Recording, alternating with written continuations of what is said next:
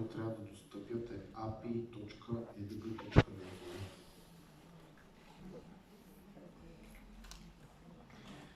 Вижда ли се или още да го увелича? Още. Още, спомня.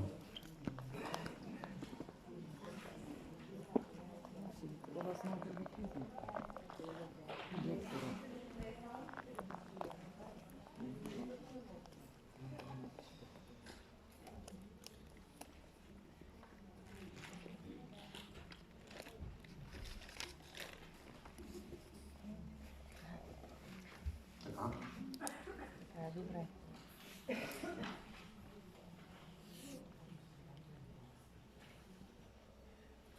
Това е адреса, който трябва да достъпите и там да си впишете потребителско име и парола. Така, това е първото нещо, което трябваше да ви покажа. Второто нещо, което искам да ви покажа е в сайта ни EDG. Тук най-отдолу имаме телефон за техническа помощ. Това е нещо, което забравих в началото да ви покажа. Отговорниците или директора, в случай, че имат въпрос, проблем, казус, каквото и да било, винаги може да се свържете с нас на този телефон. Така, имейл адреса, който е отдолу, е мястото, на което най-вероятно ще ви накараме да ни пишете за проблеми, които са свързани с моля да създадете профил на еди си кой служител или да направим нещо друго, тъй като не винаги по телефона можем да реагираме максимално бързо и подобни неща да ги изпълним на момента. Винаги ще ви помолим да ни напишете на имейла. Имейла ни е вързан с система, която събира абсолютно всички запитвания, казуси и проблеми. И реално погледнато ние по този начин имаме мониторинг. Кое е разрешено, кое седи и чака, защо седи и чака. Част от тези имейли, които вие ни изпращате, това са предложения за подобрение на системата. Ние ги вкарваме в нашия регистър на предложенията. И съответно имаме възможност по този начин да ги обсъдим, приоритизираме и изпълним. Друго нещо. Тази система, за която ви говоря, на практика е свързана и с ето това нещо. Вътре в системата, в дневника, когато влезете, ето тук долу има едно писъмце. Това писъмце, като натисна на него, и имам възможност директно да напиша форма за запитване до нас. Имам този проблем, моля за съдействие. Системата на нас не изпраща еди си кой потребител, с еди си кой имейл има този проблем. И реално погледнато ние ви отговаряме на имейла и получавате отговора. Същата тази система, в която ни се събират всички тези запитвания, а реално погледнато получаваме и съобщения, ако ни пишете на Facebook страницата. От всякакви канали сме свързали на едно и също място, за да може да помогнем на абсолютно всеки със всеки един проблем максимално бързо. Реално погледнато по този начин сме сигурни, че няма да има човек, който да не може да работи с нашата платформа. Другото нещо, с което забравя да ви кажа, да ви покажа, имаме си една група в Facebook, отговорници. Тук всъщност, когато имате проблем, някаква грешка, нещо, пишете и други колеги веднага да помагат. Ако по някакво стечение от обстоятелства сме се забавили малко повече от така допустимото. Тук също има колеги, които могат да ви съдействат. Тук и в дневника ние публикуваме информация относно, давам пример, ще имаме вебинар другата седмица на тази дата, на този адрес. Тук и в електронния дневник като съобщение ви изпращаме информация за вебинар или към вебинар. Пускаме нов модул, който ще има такава функционалност. Тук и в електронния дневник пускаме информация за този нов модул. Имаме ново видео, което показва как се работи с този модул. Тук и в дневник ще ви пуснем информация. Ще имате възможност да ни зададете въпроси и разбира се по този начин, ако има някакъв проблем, ние по-бързо и лесно да го открием. Така, връщам се обратно на плана. Сега трябва да минем секцията учебна дейност и започваме с стъпките. Входно искане и водене на отсъствие и присъствие. Добре. Отивам сега за дневника. Избирам сега четвърта група. Така. случва тук. Сега, по подразбиране, присъствие и отсъствие. Как се водят при нас присъствията и отсъствията? Присъствията и отсъствията имат възможност да ги водите по два начина. Първия начин, както виждате, в екрана имаме списъчния състав на децата. Тук имаме една секция СП. Това са ми отсъствията по семейни причини. И тук отдолу, в тази колонка, ще ми излиза бройката семейни причини, които всяко едно дете е използвало до ден днешен от началото на годината. Показвам ви, ще отида в миналата година, за да разберете какво е предвид. Примерно четвърта влизам. И ето вижте. От началото на учебната година това детенце има 10 семейни причини. Това има 3, това има 7, това има толкова, това има толкова. За да не е необходимо да ги броите, да помните и там каквито мъчения се прилагат. Така, връщам се обратно. Как се въвежда присъствие и отсъствие? Тук имаме едни моливчета. Когато натисна на моливчето, на дадена дата, примерно 15 септември, ми се отваря екран за дата 15 септември с децата и най-отгоре имам един бутон. Маркирай всички присъствия. Отдолу срещу всяко дете имам присъствие, неуважително, уважително. Сега, този бутон маркирай всички присъствия го имаме, защото е много по-лесно за 25 деца да маркирам присъствията и след това 5 отсъствия само да отбележа, отколкото 25 пъти да цъкна присъства. Нали? Дава маркирай всички присъствия. Неуважителното ми е неуважително. Уважителното имаме 3 вида уважителни. Здравословно, което е най-често срещаното, винаги по подразбиране, семейни причини и други. Други са в лятното време, те са, можете всякакви категории да им сложите, без значение. Ние сме ги категоризирали по този начин, за да бъде максимално просто лесно. Избирам си причините, които ми отсъства детето, и ще ги сложа по семейни. Най-отдолу имам бутон запиши. Натискам го и ми излиза съобщението, което вече ми казва, че информацията е записана в лист. Сега, това е първият начин за вписване на присъствие и отсъствия в електронния дневник. Втория начин за вписване на присъствие и отсъствие в електронния дневник е, когато искаме да въведем за едно дете. Натискаме на името на детето и на мен ми излизат данните, датите. Знаем, детето ще отсъства цяла седмица, защото е болно. Даваме уважително, здравословно, здравословно, здравословно, здравословно.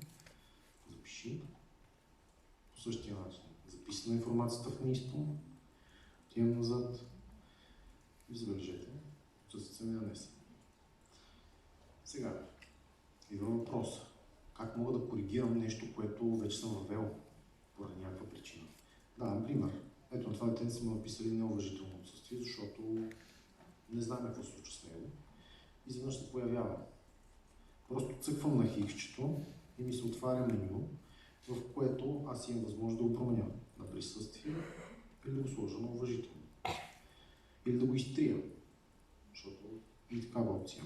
Казвам присъства, запиши, присъствието е актуализирано и веднага ми се промени на присъствие. Всяко едно нещо, което е записано в нашия дневник, може да бъде редактирано. Всичко. Няма такова нещо, което някъде да стане. Сега, забележете, тук ми се появи една бройка 22. Това са ми присъстващите в групата днес. Така на 15 септември, не днес.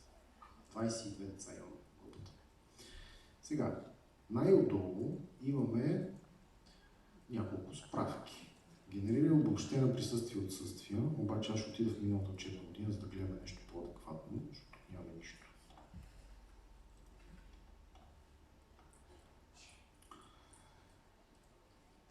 Ще отида в този месец, примерно. Така.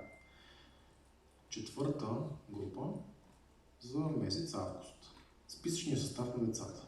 Всяко едно детенце колко присъствие има. Колко отсъствия по всеки един от видовете. И най-долу сбора. Колко присъствие общо, колко отсъствие по всеки един от видовете. Защото това знам, че е изключително важно. Ваши колеги са ни го искали още преди 3 години. Така, следващата справка, обобщена справка присъствие-отсъствие. Това е същото нещо, като първата справка, с едната разлика, че тук вече информацията е от началото на учебната година до ден днешен. За всяко едно детенце, колко присъствие, колко отсъствие и така нататък, и накрая сбор общ.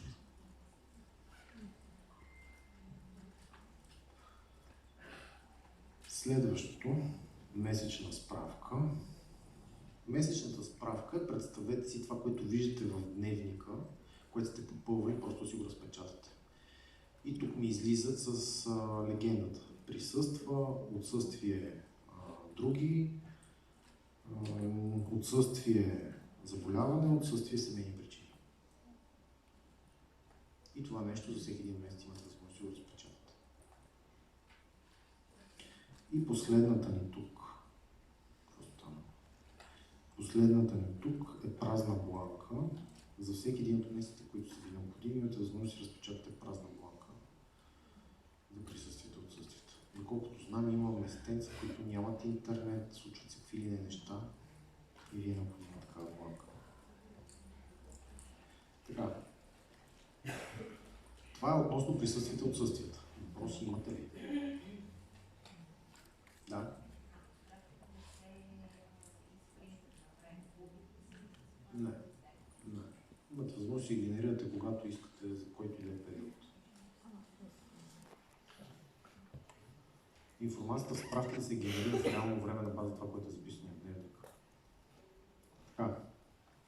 Сега, много изходните нива. Продължаваме на там. Избирам сега с четвърта група. И отивам на входно-изходно ниво. Сега, списъка с децата и срещу всяко едно име ми излиза в началото на учебната година, в края. И тук имам някакви цифри. Тези цифри на практика ми показват, че имам някаква информация запаметена там. Нека да видим какво всъщност има и как можем да го използваме. Сега, когато влезем тук на едно детенце, вече ми излизат образователните направления. И да, ми пише там, където има вписано съдържание.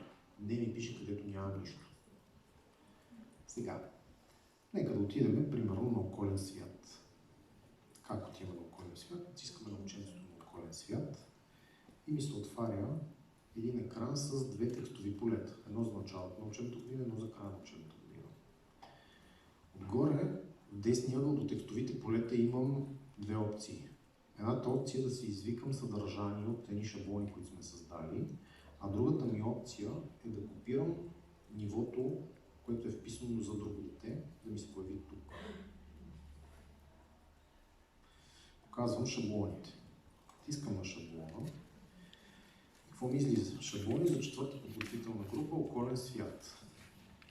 И тук трябва да посочите, да сложите отметка на това, което покрива детето. Моля? Не, качени са ви, са ви готови. Моля? Вие сте по музика. Добре, сега ще го запиша това нещо. Така. Там, където детето покрива, примерно, партнира на учителя и сътрудничи с връстници, слагаме отметка.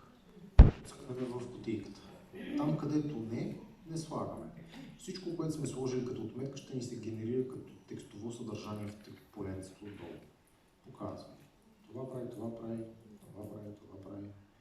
Има представа за училището, класна стая, макни избраните и те ми се генерираха автоматично тук. Моля? Вие по какво сте? Окей, това проблем. Чакайте сега да се запиша тук.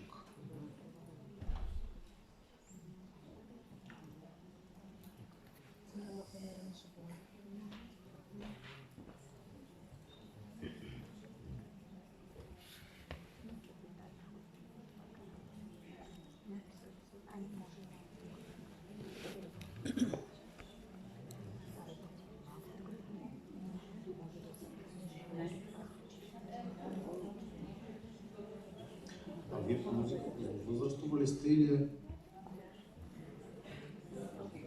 И в двете няма.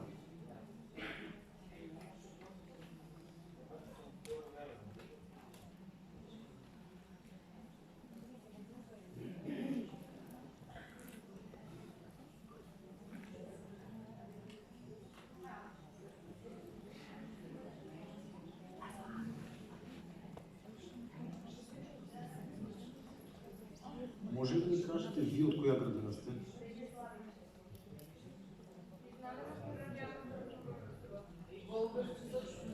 Всички.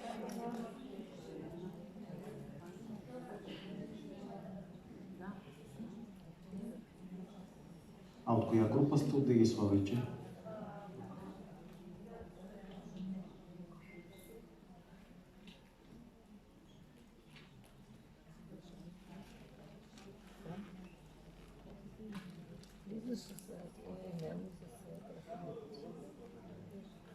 Добре. Окей.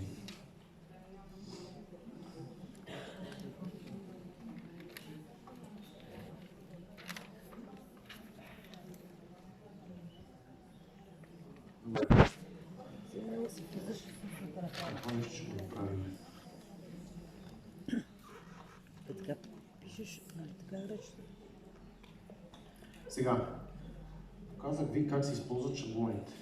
Второто нещо, дам задължително глави, за да може тази информация да ми се запамети в съдържанието или ми се пише горе в книжата. Дам назад. И това е Александра. Окей. Отивам сега на следващото дете, на Атанас. И казвам, отивам на български език и ще използвам втората опция, която ми е човечето. Отивам на човечето и тук вече системата ми позволява аз да копирам друго детенце. Това, което е зададеното да избрано от мен направление. И казвам, това детенце има същото ниво като Алексей. Копирай, добави. И по този начин си копирам съдържанието от едно дете или от друго дете, за да мога, разбира се, да спестим малко време от писане на винаги. Абсолютно. Както и да редактирате съдържанието, което ви е дошло. Винаги можете да използвате свободен текст. Да, можете.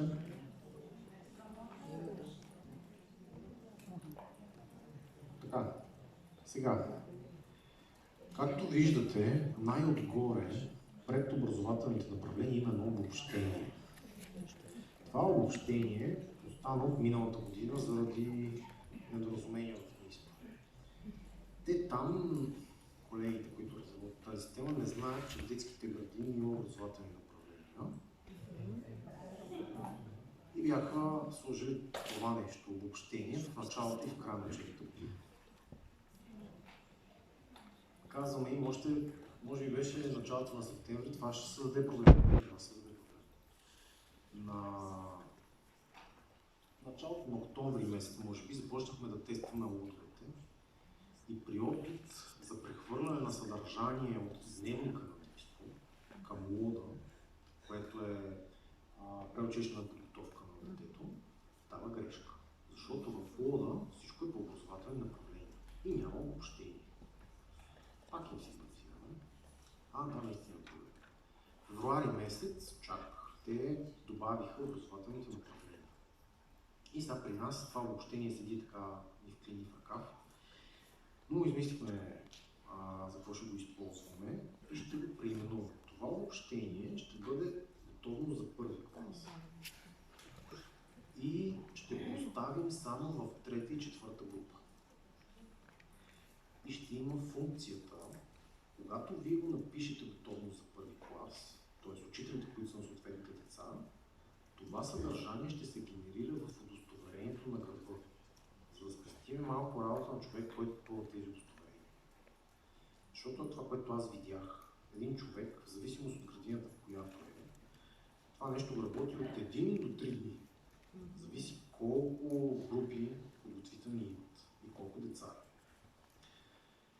И когато учителите го въведат това нещо в обобщението, се генерира на гърба на удостоверението, за този човек остава просто да прегледа всичко окей ли, ако е окей, просто принтира. Как става? Показвам.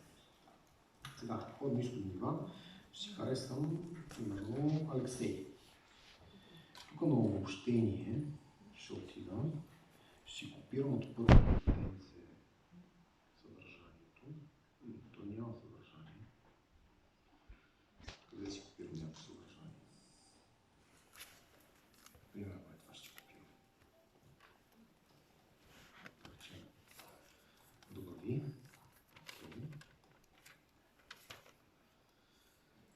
Това ми е Алексей. Вписал съм си съдържание в полето, което ми е готово за първи клас. Отивам на деца в групата, намирам си Алексей, натискам на ученицето и тук имам удостоверение 3.19, което човек в детската градина, който ги печата, може да си го генерира. През миналата учебна година в нашия ден бях генерирали почти 12 000 удостоверения, които всички, искам да ви кажа, бяха принтирани за секунди. Няма да настройвате нагоре, надолу, наляво, надясно. Хората, които това нещо го правят, аз бях изумен какво търпение имат. С нас просто влизате и системата ви пита. Моля, въведете номер, общ номер, номер за годината от дата на регистрацията. Това е нещо, което вие сте си изтегли, не вие, директора е изтеглил от НИСПО. И тук си пишете, примерно, номер 5 за... Аз ще изправя миналото видео, той няма да има проблем. Така. Тук информацията ще ми се попълня автоматично в номера и годината. И ето тук отдолу вече е текста, който аз си генерирах. Трябва да запиши. Окей. И отдолу на мен ми излизат опция да генерирам лицева страница, да генерирам задна страница, като местоположението на текста по бланката, която беше миналата година, се визуализира и се принтира на точните места. Без никаква допълнителна структура. Без значение на принтера. Имахме само няколко казуса от 3 градини. Ставаше въпрос за момичета, там където има едно допълнително А. Гледайте, и това А бяха мръднали с такива слова. Всички си го получават и така дават проблем.